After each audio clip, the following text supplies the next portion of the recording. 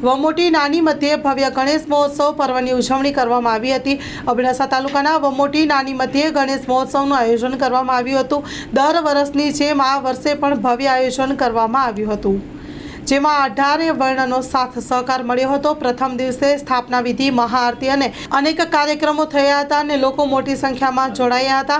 સંતો મહંતોના આશીર્વાદ પણ મળ્યા હતા। બીજા દિવસે ભવ્ય સંતવાણીનો કાર્યક્રમ રાખવામાં આવ્યો હતો।